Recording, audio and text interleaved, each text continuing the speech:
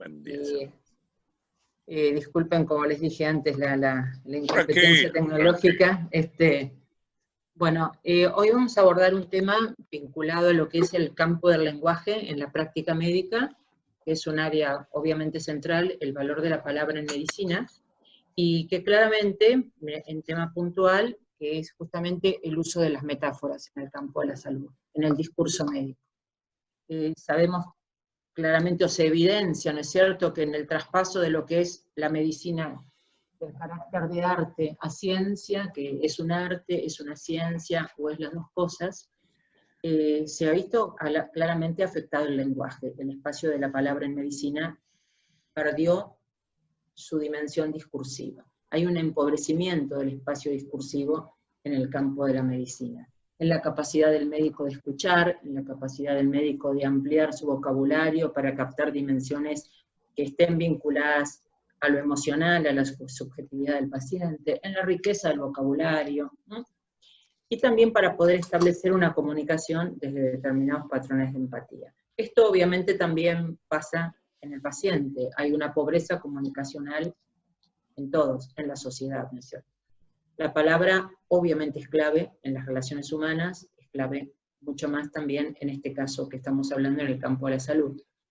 Y voy a hacer una pequeña distinción entre lo que es el valor de la palabra en medicina, o el espacio de la palabra en medicina, la palabra del discurso de la medicina, que lo hablamos la otra vez, una palabra objetiva, objetivante, un discurso que es hermético, ¿no? que se cierra sobre sí mismo, que carece de resonancias emocionales, o de resonancias también de carácter social y cultural.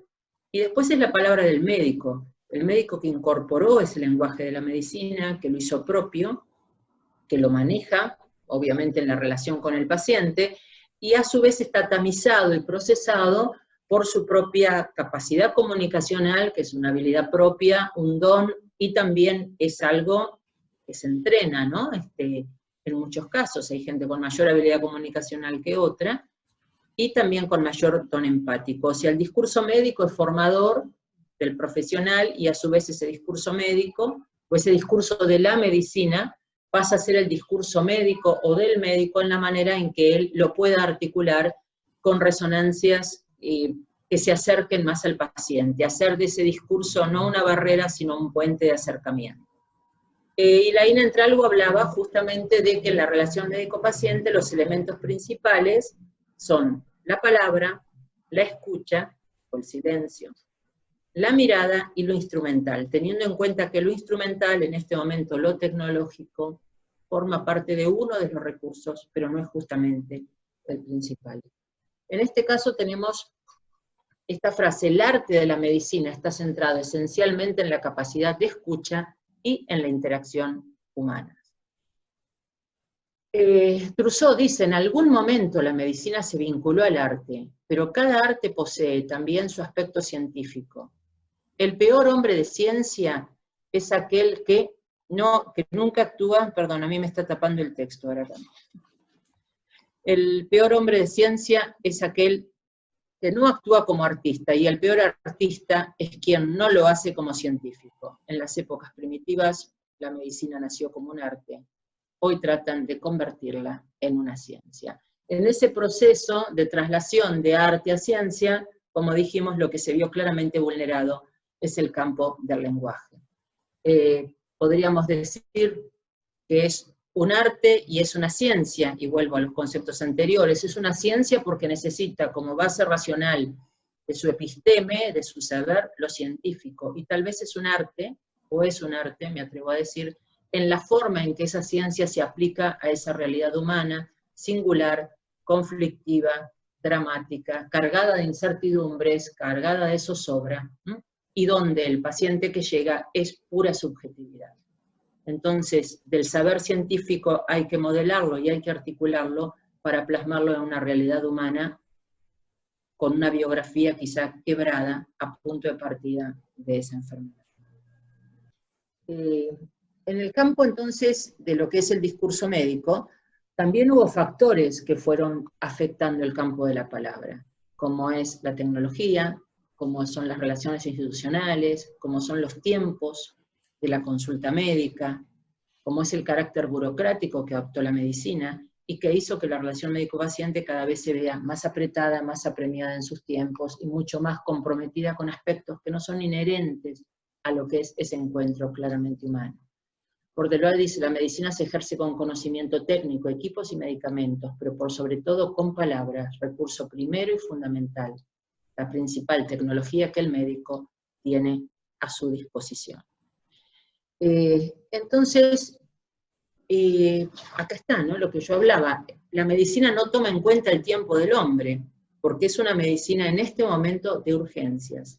El apuro al que se ve compelido hoy el médico, la ansiedad del paciente, conspiran contra la palabra. Esa palabra que es diagnóstico y esa palabra que es también terapéutica. Ahora se habla de medicina narrativa, que es justamente trabajar sobre el discurso del médico y el discurso del paciente, pero básicamente el discurso del paciente. ¿Qué está diciendo el paciente en ese discurso que transmite? Justamente no lo científico, no lo racional, no lo objetivante, no lo espacializado, sino que está transmitiendo su vivencia, la vivencia que le genera ese algo que va a ser objetivado, que va a ser espacializado, que va a ser medido, que va a ser cuantificado. Son dos discursos que compiten, son dos discursos que se dan en forma simultánea y donde hay un gap, una brecha inherente a la forma de establecer el conocimiento médico y que es justamente ese discurso de la ciencia y el discurso vivencial, el discurso de lo humano. Que son los dos indispensables, porque si no ustedes serían anatomopatólogos o científicos y tratarían con realidades inertes, pero si ustedes están tratando con realidades humanas, plagadas de conflictividad, de dramatismo, de subjetividad e incertidumbre, que son variables no contempladas por la medicina basada en la evidencia. Pero ambos campos hay claramente que articular. Y acá hay una función simbólica en la palabra. Ese encuentro médico-paciente es un encuentro narrativo. Hay una palabra que media por arriba de la mesa del escritorio de la consulta médica. Un discurso vivencial, angustiado, caótico, lleno de palabras personales, algunas palabras médicas, lleno de creencia, de silencio, de angustia. Y hay un discurso que vuelve, que es el del profesional, es el discurso técnico, que trata de convertir y asimilar ese discurso vivencial en primera persona, doctor, a mí me pasa, doctor, yo siento, en una entidad científica, en una entidad nosológica.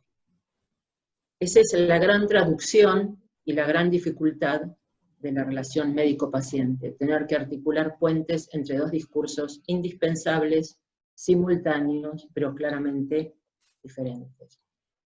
Y hay una función lineal en la palabra médica, y hay una función simbólica. ¿Cuál es esa función simbólica? O el efecto terapéutico, el efecto ansiolítico, el efecto contenedor que tiene la palabra médica. Fíjense aquí lo que dice Platón, ¿no? Le respondí, perdón, esto es en un diálogo socrático, ¿no? Platón en un diálogo socrático le dice a Cármides se queja por una gran jaqueca, y le pide a Sócrates que lo cure. Entonces le dice, le respondí que mi remedio consistía en una hierba, pero que era preciso añadir ciertas palabras, que pronunciando las palabras y tomando el remedio al mismo tiempo se recobraría la salud. Pero que al contrario, hierbas sin palabras no tienen ningún efecto. O sea que al recibir al paciente, al prescribirle algo, la palabra está permanentemente no solamente indicando la prescripción, sino también acompañando el proceso. El paciente tiene que ser seducido, persuadido por la palabra médica. El médico se informa, sigue el mismo texto, sobre el paciente, no le prescribe nada sin haberlo persuadido de antemano, y así lo conduce poco a poco a la salud. Las hermosas palabras persuaden al paciente. Esto acrecienta su poder curativo e individualiza el tratamiento. Acuérdate, no curarás a nadie con un remedio si antes él no te ha entregado el alma para que la cures con palabras. Entra en conversación con el paciente y con sus amigos. Reúne de una vez toda la información relativa al enfermo. instrúyelo en la medida de su capacidad, y no recetes remedios hasta tanto no lo haya convencido. Fíjese entonces cómo se habla de una persuasión del paciente, como una necesidad de convencerlo, ¿no? Como una necesidad de acercarlo a una aceptación de la palabra médica, no desde su hegemonía del saber, sino del establecimiento de un vínculo, del establecimiento de un lazo de confianza, que creo que es la confianza dada a través de la palabra, y la confianza, para no voy a usar la palabra desconfianza tal vez, pero la confianza no dada a través de la palabra que hay ahora en la relación médico-paciente, lo que lleva a esta crisis de vínculo, y lo que lleva también a la medicina defensiva. Siempre está la palabra en el medio, ¿no? Muchas veces no es la desconfianza a la tecnología, sino la desconfianza a la palabra del médico. Y esa medicina defensiva que lleva a apelar a sobre demanda de procedimientos, sobre solicitación de tecnologías, como forma de objetivar a través de un estudio médico, a través de un TAC, a través de una resonancia, la palabra dicha. Entonces aquí vemos cómo la palabra del médico, la palabra persuasiva, va acompañando todo el proceso de atención. Aquí vemos otra posición, la de Berger.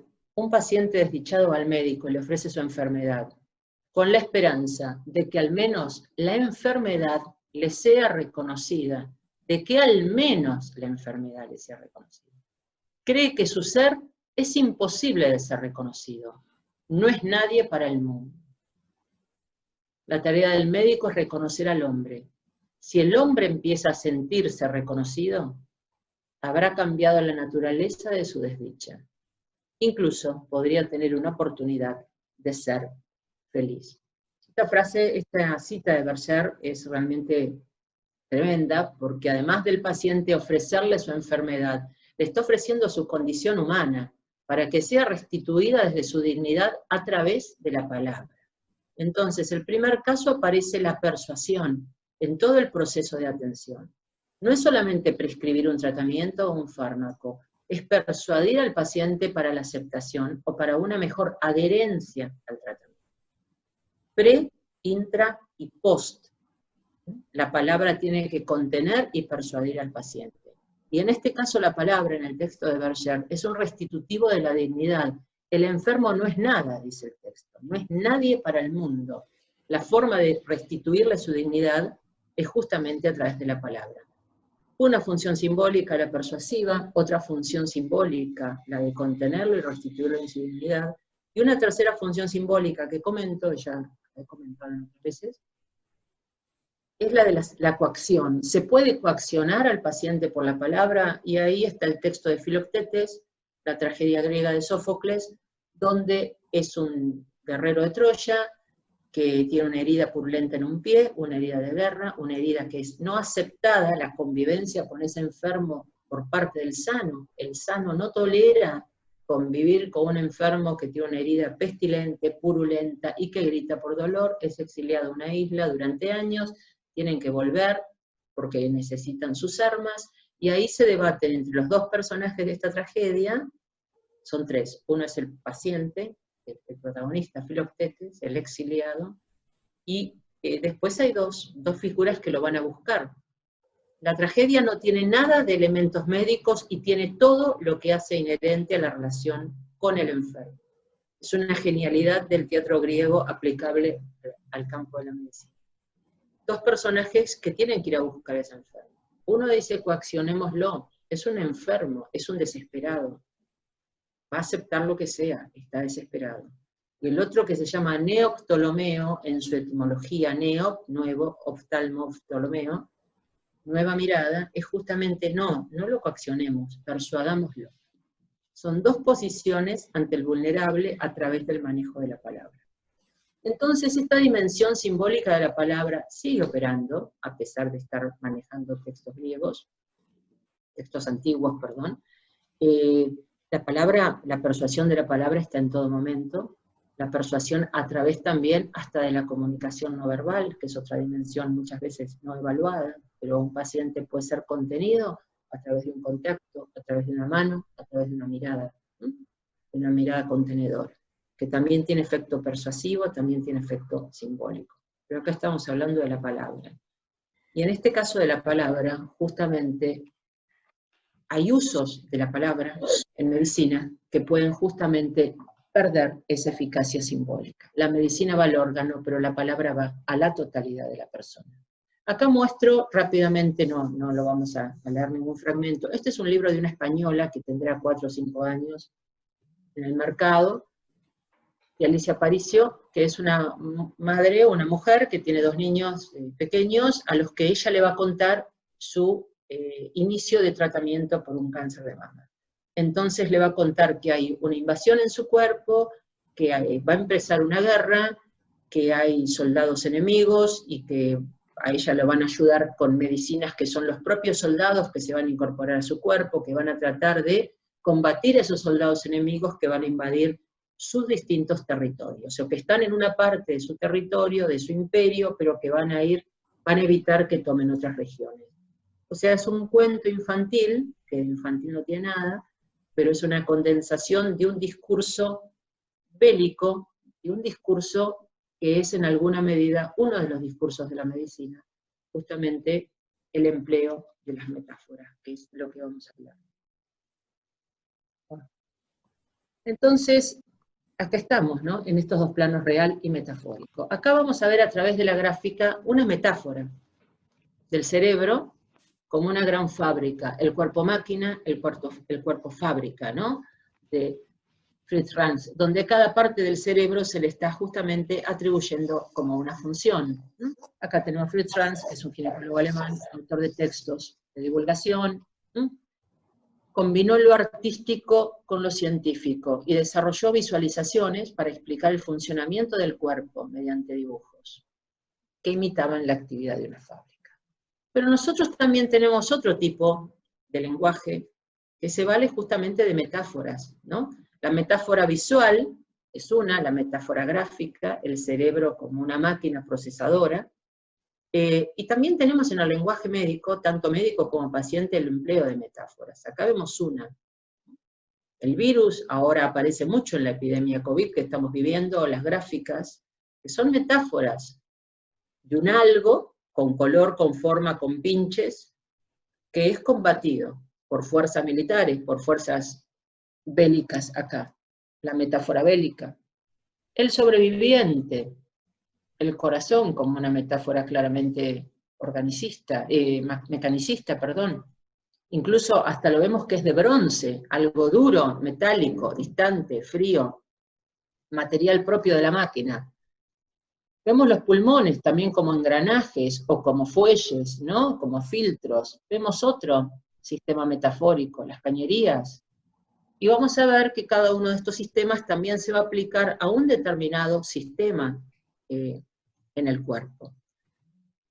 ¿Qué pasa con estas metáforas? Acá vemos en el campo de la metáfora del corazón, creo que es uno de los órganos emblemas por excelencia.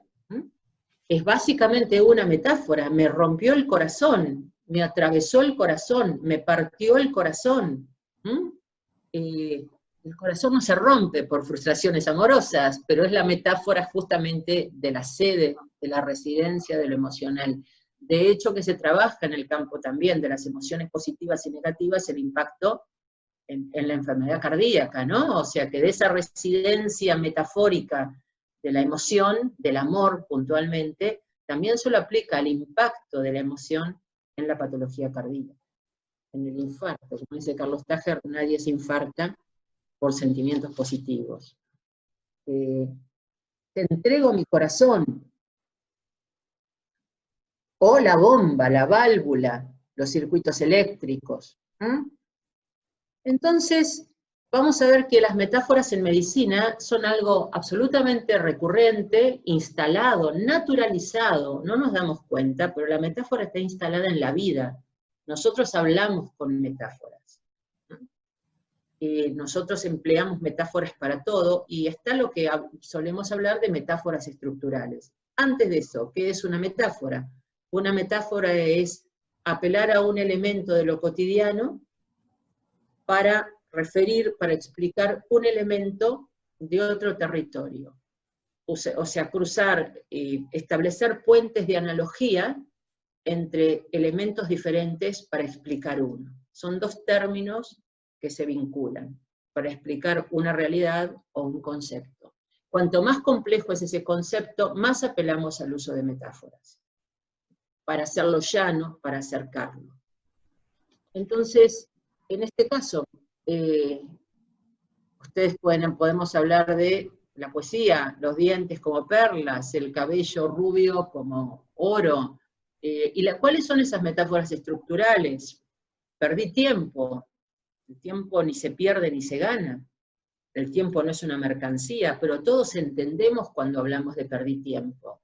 En el camino de la vida, viene transitando la vida no se transita, la vida se vive. Al hablar de transitar se habla de un camino, de una senda, ¿no? Hay metáforas que son estructurales, y una de ellas dominante es justamente la del cuerpo como máquina, el cuerpo como usina, el cuerpo como fábrica. Entonces vemos que esta palabra, a través de ese lenguaje persuasivo, de ese lenguaje simbólico, de ese lenguaje que tiene un efecto terapéutico y ansiolítico, va acompañando el proceso de atención a lo largo de todo el recorrido. ¿No? Entonces la palabra vimos antes que acompaña, la palabra que antecede, la palabra que continúa, que atiende al sujeto, y que se convierte también la palabra en un factor de calidad de gestión. En este momento la comunicación es uno de los elementos, no solo de seguridad del paciente, sino también un definidor de lo que es la calidad de gestión.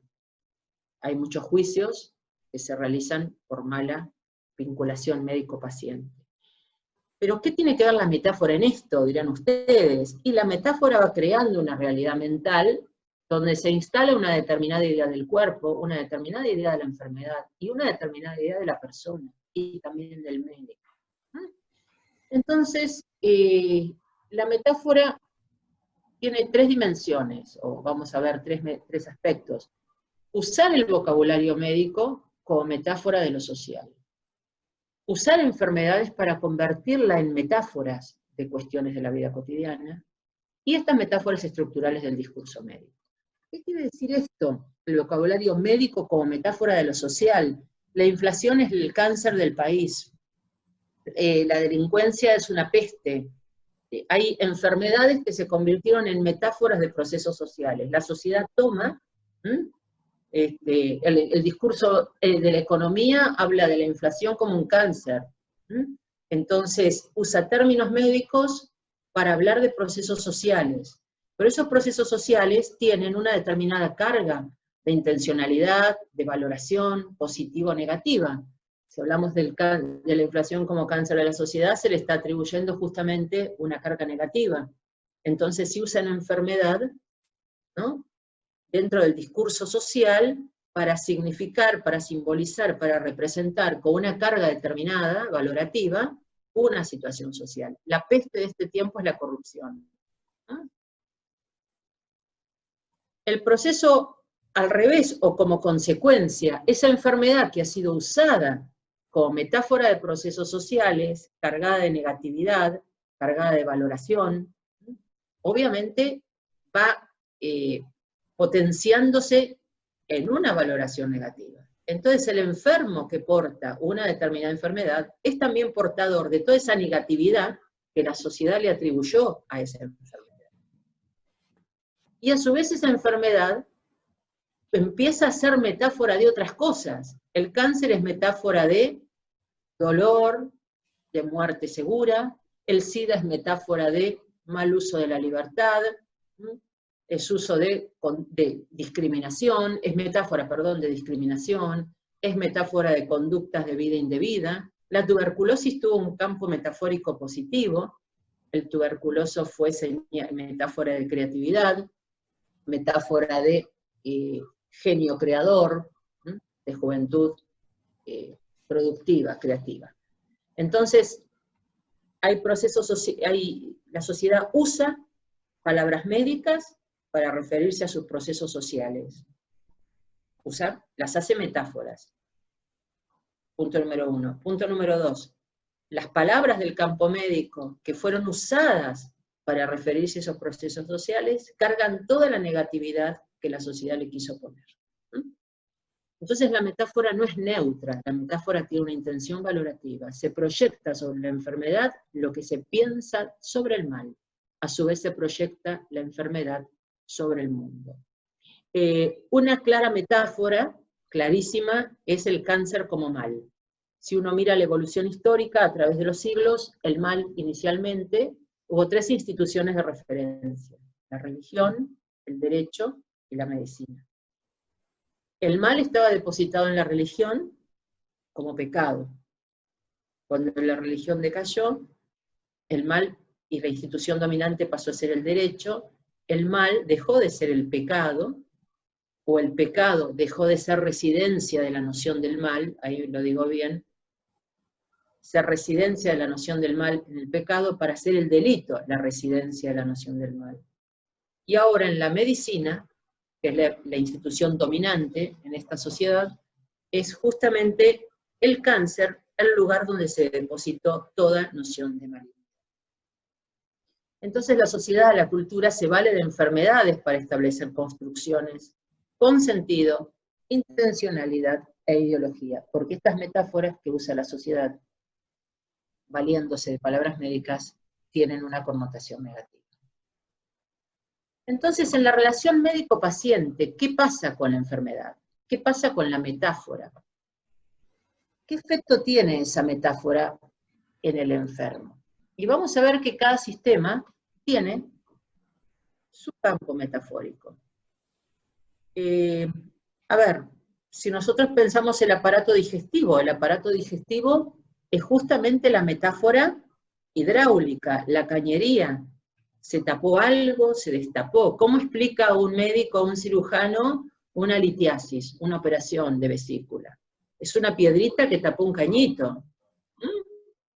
El aparato digestivo es todo un gran caño, y el médico y el paciente en esa consulta van a hablar a través de metáforas, porque al paciente le resulta muy difícil explicar racionalmente, en palabras, aquello que es una vivencia.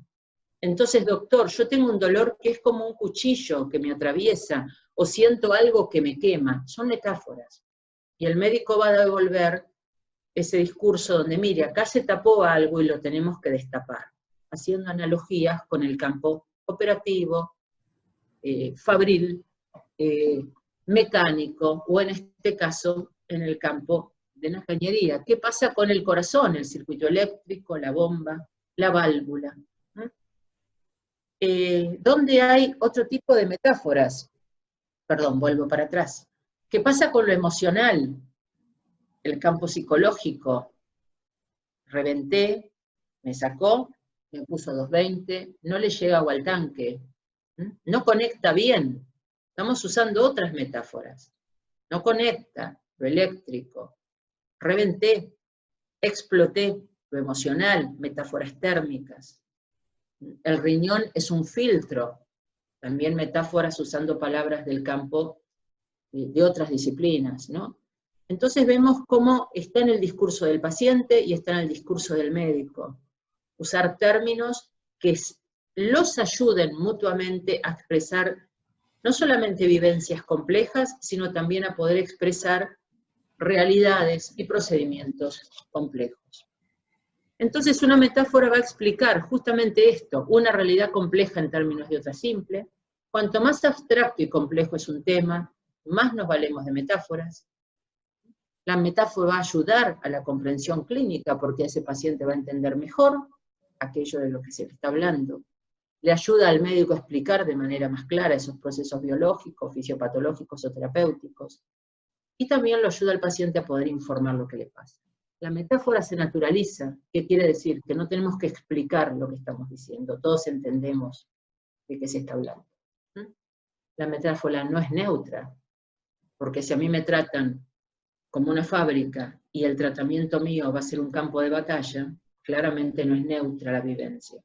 E influye en la percepción de la enfermedad. Acá vemos otra metáfora visual, gráfica, Frida Kahlo, con su accidente, con su espina bífida, con todo el trauma somático y psíquico que tuvo, justamente representa su fractura somática, su fractura corporal a través de una columna quebrada, y representa el dolor a través de clavos. Ese dolor que puede ser expresado metafóricamente: doctor, siento algo que me atraviesa, doctor, tengo una puntada, tengo algo que se me clavó. Entonces, son metáforas del lenguaje, pero que ayudan a expresar lo que es imposible de expresar con palabras. ¿Cómo expresamos dolor? Si no es con metáforas. Y acá tenemos metáforas visuales. Entonces está todo este vocabulario del que venimos hablando: la bomba, el paciente víctima, las defensas, la estrategia antibiótica, la estrategia en la guerra, el paciente portador, huésped, el ganglio centinela, el riñón es un filtro, el pulmón es un fuelle, el corazón tiene válvulas. La silla turca, ustedes podrán empezar a pensar la cantidad de metáforas que tiene el discurso médico, ¿no?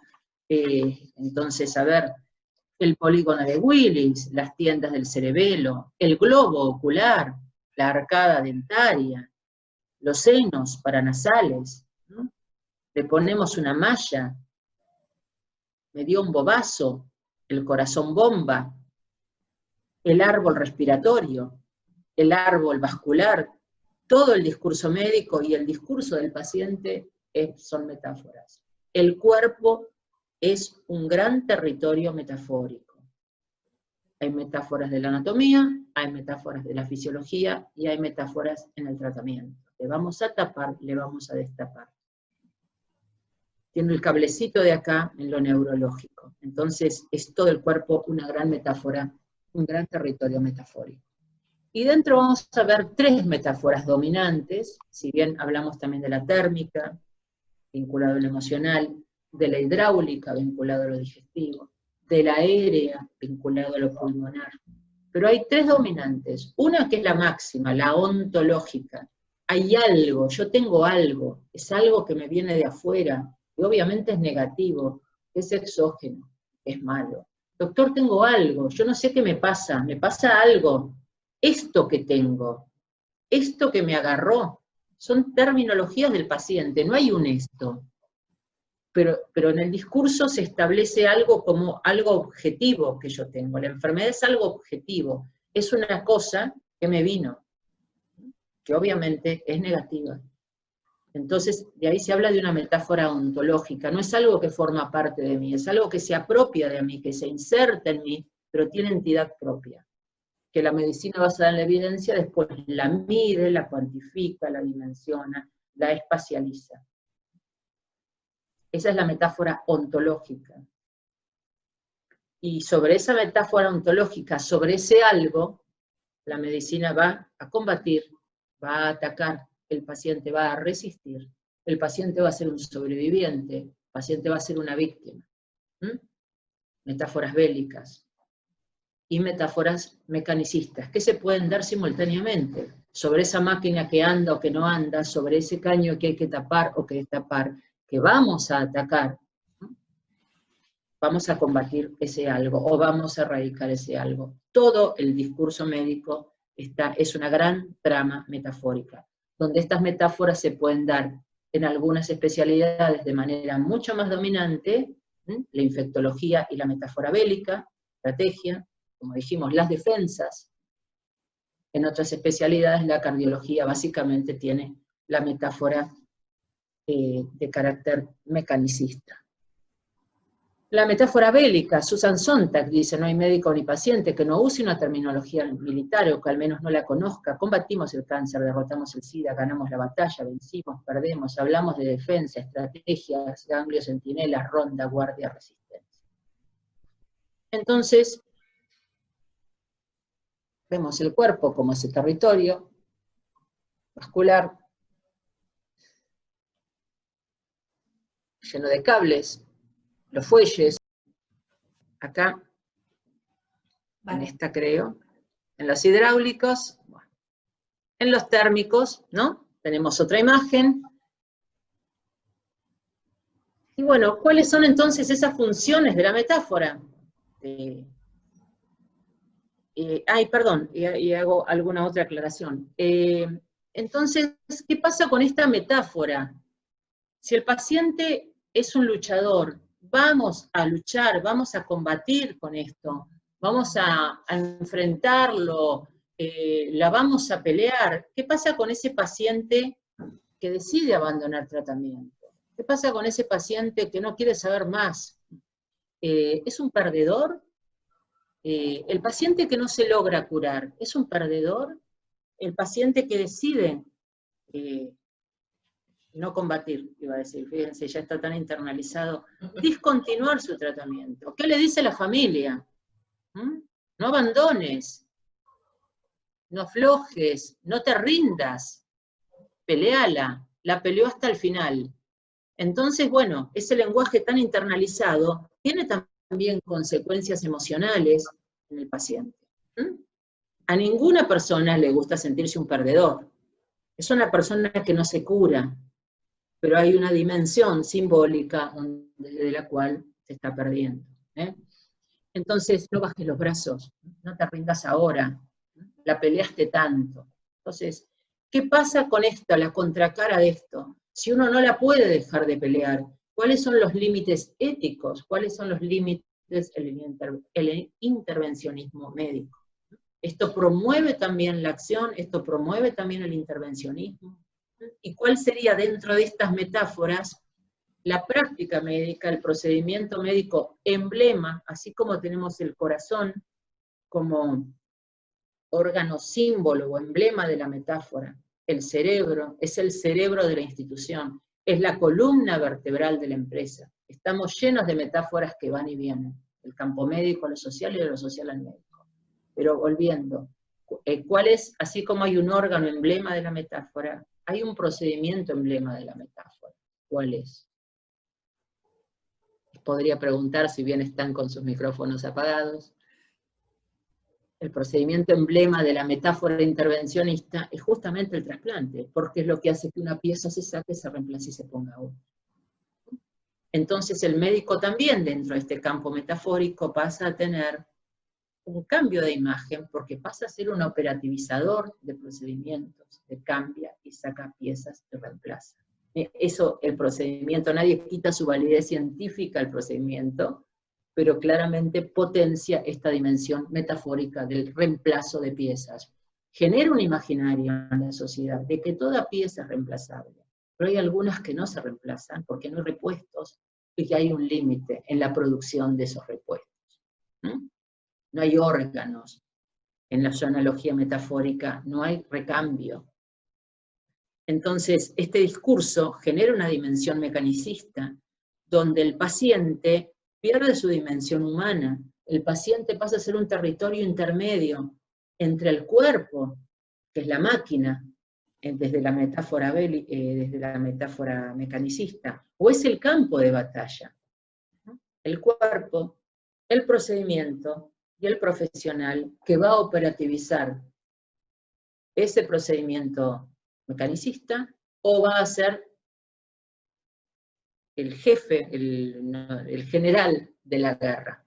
¿Queda claro? O sea, la metáfora no es neutra, la metáfora da una dimensión del cuerpo con una connotación totalmente deshumanizada y desubjetivada, donde se ve la relación médico-paciente como un territorio donde el paciente queda en un rol totalmente pasivo, porque si bien es el que va a poner el cuerpo y la vida, la guerra, la batalla se desarrolla sobre un territorio que no es él desde su subjetividad, sino que es su cuerpo, operativizado por procedimientos mecanicistas o bélicos y conducido justamente por un general o el jefe de procedimientos en esa máquina, en esa usina fabril, como también es Humanis Corpori Fabrica, que es el texto dominante que también trae esta connotación simbólica, ¿no?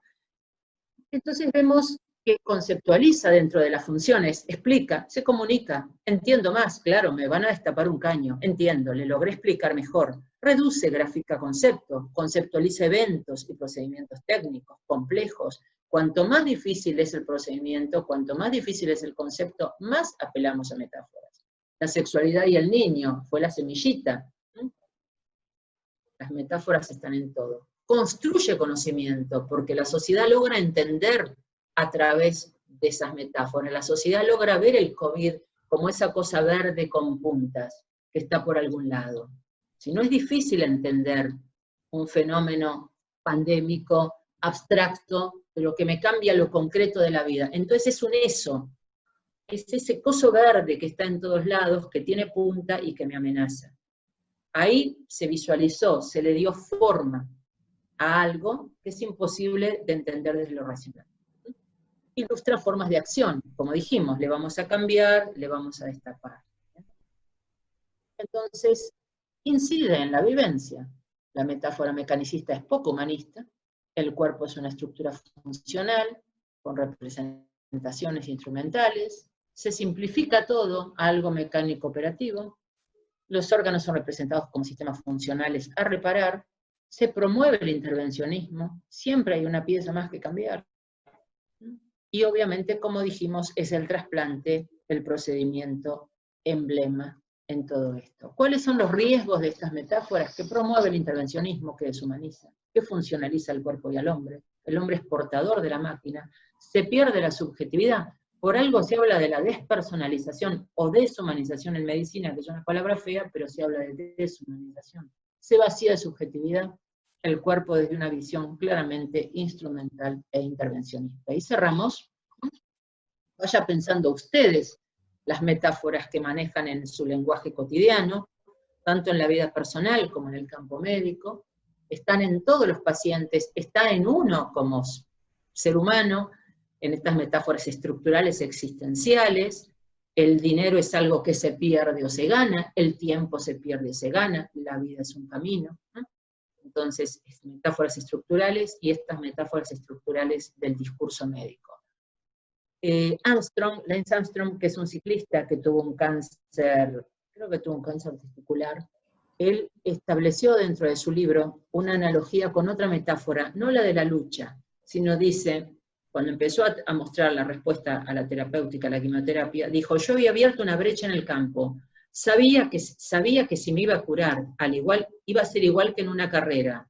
Los marcadores tumorales fueron mi motivación. Empecé a pensar en mi recuperación como una carrera contrarreloj en el Tour de Francia. Le quería quemar las piernas a este cáncer. Quería ir yo mucho más rápido que él. Le quería quemar las piernas, como se le queman las piernas a los pilotos en una colina. Fíjense que él estableció una analogía de su tratamiento a través de una metáfora del territorio que le queda cerca a él para la comprensión, que era justamente la carrera. Hay un video que yo he dado en Porta con ustedes en otros años, sobre el infarto, donde los distintos pacientes que tuvieron infarto relatan esa vivencia del infarto, estableciéndolo con analogías dentro de su propio territorio mental. El comerciante dice, y bueno, yo no me cuide, triglicéridos, colesterol, sobrepeso, el que las hace las paga. Hay una metáfora mercantilista, que es lo que tiene dentro de su universo mental. Hubo otro paciente que era un albañil, y dijo sobre una angioplastía, un procedimiento, te meten un caño como el de la electricidad. Él entendió su terapéutica, la logró asir, comprenderla mentalmente, asimilarla y de alguna manera también aceptarla con mayor facilidad, estableciendo analogías a través de aquello que le resulta más cercano. Debilidades de estas metáforas bélicas: hace al paciente un campo de batalla, da la idea de ganar o perder, una mala dimensión para aquel que está enfermo, que emprende, para no decir la lucha, que acepta un tratamiento, que se compromete con un tratamiento, decir que la está luchando, pero después decir que la perdió, o que es un perdedor, ¿no? Hay una mirada ponderativa sobre el que lucha, la peleó hasta el final. Hay una connotación moral, el que acepta, el que pelea, es un buen paciente, y el que no, es un mal paciente. El que abandonó el tratamiento. Limitaciones en la atención a pacientes terminales. Es un perdedor nato, es un perdedor. Entonces, ¿qué se hace? ¿Hay algo para hacer desde esta mirada intervencionista? Si la batalla está perdida, las tropas se van. Hay cuestionamiento ante el rechazo de tratamiento, ante la renuncia. Puede haber un sentimiento de culpa, abandonaste después de haber peleado tanto, o de inferioridad, ¿no? Aquel que fue vencido en el campo de batalla claramente muestra una dimensión de inferioridad. El deseo de seguir luchando para no perder. Entonces, hasta llegar a terapias con poco beneficio, ¿no? La distanasia, el encarnizamiento, el intervencionismo, para no abandonar. Y el no curarse como sinónimo de perdedor, algo que afecta la autoestima del paciente.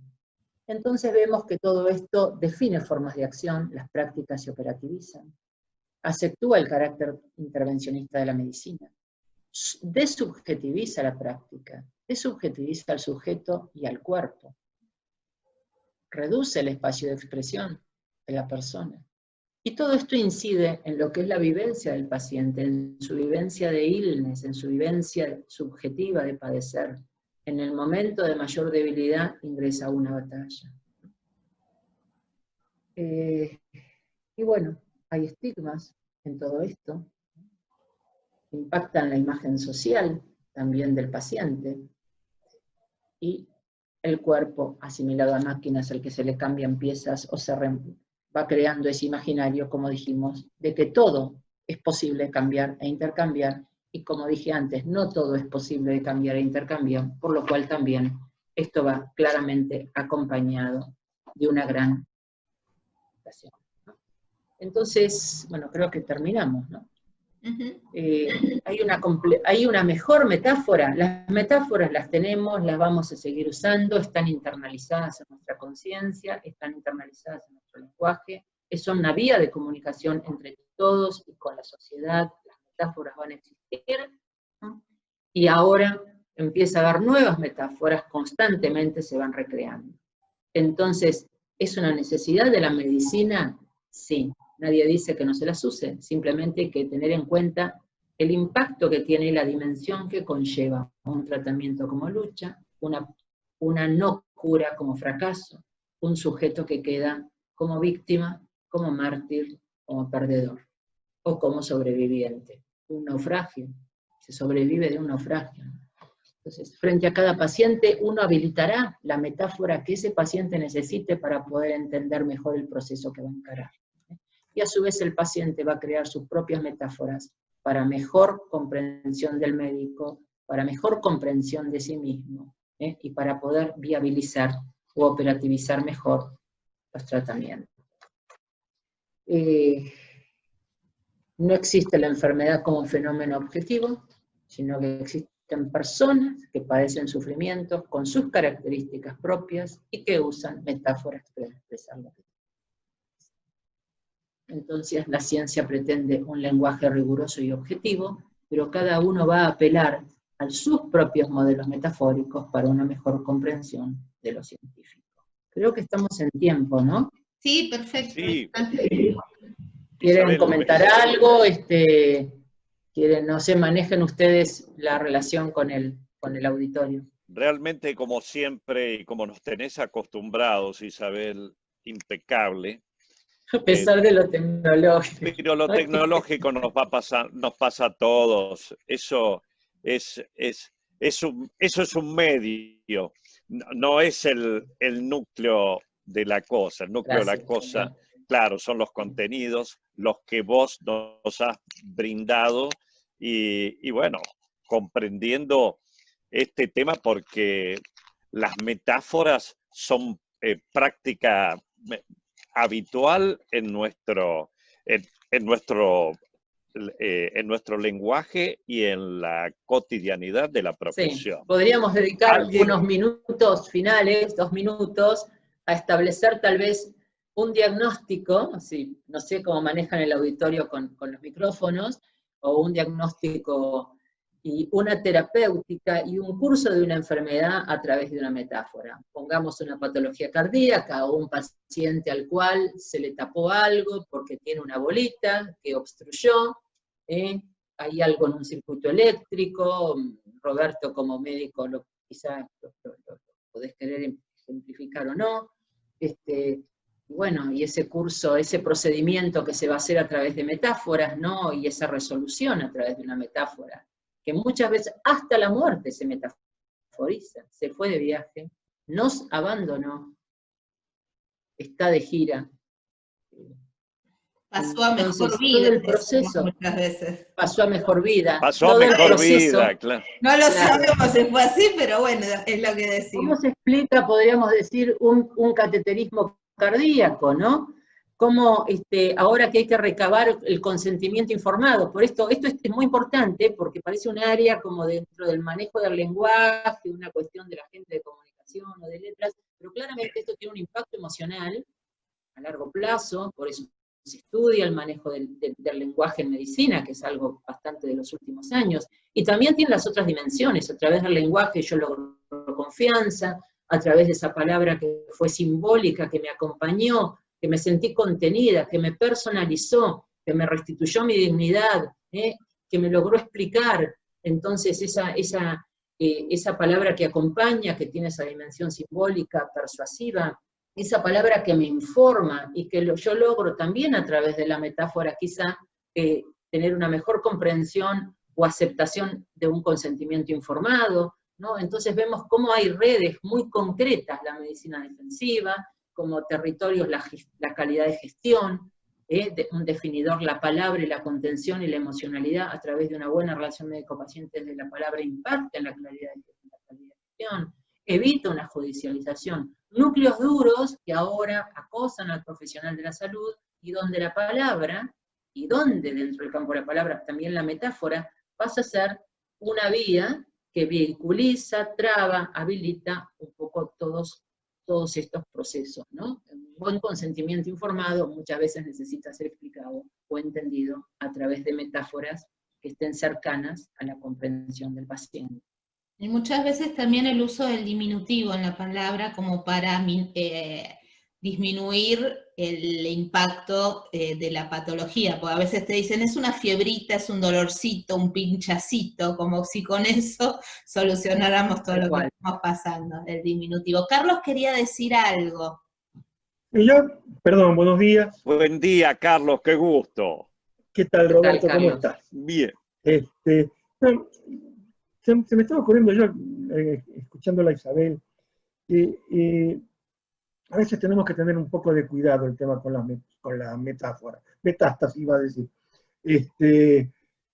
Porque yo me acuerdo una anécdota que contaba Paco Maglio sobre este tema, de cómo nos manejamos nosotros con el lenguaje. De un paciente, un sábado a la mañana, una señora italiana, viejita, que había hecho un paro, un día de lluvia muy fuerte, y salen a avisarle al señor, al esposo, un señor mayor, también italiano, y el residente le dice, señor, su esposa hizo un paro, pero quédese tranquilo porque estamos tratando de sacarlo. ¿Tratando de, perdón? De sacarla. De sacar del paro. Sí. La vamos a sacar del paro. El Tano, en su ignorancia, le dice, pero con este día de lluvia me va a sacar la va a dejar salir. Entonces Paco contaba que entra el residente y cuenta, che, dice, mira lo que me pasó. El Tano entendió. La señora se murió. Sí. Sí, entonces, en este caso, tal vez una de las metáforas más dominantes y más omnipotentes, claro, mucho más omnipotentes, es la de haber resucitado. Ahora hablamos de reanimación. Claro. La señora no salió, se murió. Entonces, hay que decirle al señor. Entonces Paco le dice, deja que voy yo. No, déjeme que voy yo, que señor. Entonces sale este señor, su señora se murió. El Tano, que era grandote, lo agarra de la solapa. Dice, pero si hace un rato me dijiste que iba a salir, que le ibas a dar de alta. Claro. Entonces, digo, cuento esto, y a mí esa anécdota de Paco me impactó mucho, y a partir de ese momento trato de ser lo más claro posible. Yo pongo un ejemplo. Yo cuando explico, yo soy neumonólogo, y cuando hablo de enfisema para pacientes, les hago imaginar que el enfisema es una esponja vegetal. O sea, el pulmón es una esponja vegetal. Y cada agujerito de la esponja vegetal es un alveolo.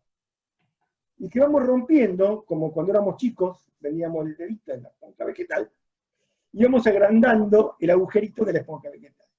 Y entonces ahí le explico que la pérdida de unidades de volumen, de unidades funcionales por unidad de volumen, es la ruptura del alvéolo, de la pared del alvéolo, que de 2 se hace 1. Por supuesto que eso no lo puedo explicar en una charla de pregrado o de posgrado, pero cuando hablo en una radio o en la televisión, o en algún reportaje, o a un paciente, me tengo que dar una imagen sencilla de lo que es lo que le está pasando a él dentro de los pulmones, ¿cierto? Así que bueno, gracias. Disculpen. No, gracias a vos, Carlos, muy claro, realmente, y además con esta anécdota ahí con Paco Maglio, ¿no? A nosotros nos pasaba eso mucho.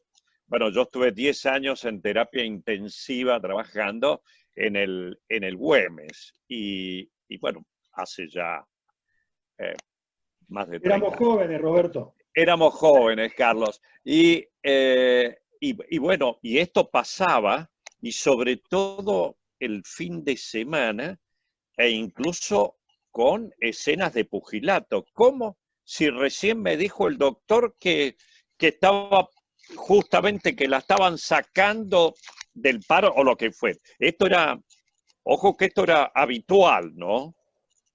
Así que bueno, se entiende y vale muchísimo para, además, el público joven.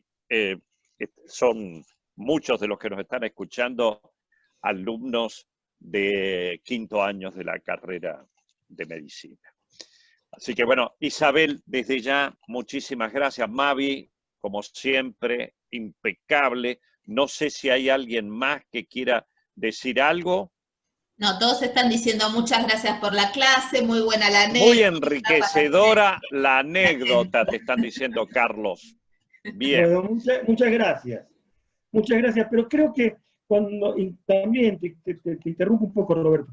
No. Pero cuando yo doy clases, charlas, de lo que sea, de lo que me toque hablar de mi tema, de la neumonología, trato de inculcarle, sobre todo cuando uno, pregrado y posgrado también, pero trato de darles algunas pautas para la vida general del médico, para que aprendan a manejarse en la relación médico-paciente. Yo creo que, a veces lo charlamos con Isabel, creo que una de las cosas más difíciles que existe en la medicina no es el aprender, el leer, porque la hora culo silla lo hace cualquiera, pero no la relación médico-paciente. La comunicación efectiva, ¿no? Exactamente. Que hace a la formación, a la formación integral de aquellos que, están en esta etapa inicial, y hay que hacerlo en esta etapa. Nosotros, Carlos, estamos cumpliendo 21 años de este ciclo, que es obligatorio para nuestros alumnos y residentes, ¿no? Así que, bueno, tenemos o tratamos de dar un vistazo humanista, porque decir formación, bueno, sería muy profundo, pero que es este lugar donde se debaten estos temas, que siempre es enriquecedor. Y yo te agradezco tu participación hoy día, y para nosotros, bueno, bienvenido, estamos todos los jueves a las 11 de la mañana. Te voy a hacer una confesión, Roberto. Yo hoy tenía que juntarme con mis amigos del golf en el driving. Porque hace 5 meses que estamos con síndrome de abstinencia. Bueno, suspendí ese encuentro para poder estar acá y estar presente y participar de esto, que me parecía mucho más importante volver a pegarle a la pelotita que escuchar este tema, que a mí particularmente el tema de la relación médico-paciente es uno de los temas que a mí me interesa muchísimo. Bueno, muchísimas gracias, Carlos. Realmente, muy agradecido. Isabel, desde acá, un abrazote, Lo mismo por digo. ahora virtual. Muchas, Sí. pero muchísimas gracias. Bueno, Mabel, gracias a Mavi, ustedes, siempre Dávila, un gusto estar con muchísimas ustedes. gracias. Y bueno, y a todos nuestros alumnos. Acá está poniendo Susana para todo. Excelente la exposición, muchas gracias. Bueno, es almibarado lo que están colocando. Así que bueno, muchísimas otra metáfora, gracias. ahí fue otra metáfora. Sí, claro. Sí, Chao, ahí está. chicos. Hasta luego. Gracias. Chao, gracias a todos. Chao a todos. Buen fin de semana. Gracias. Gracias. Sí, gracias, Carlos. Chao, Gracias. chao. Hasta luego.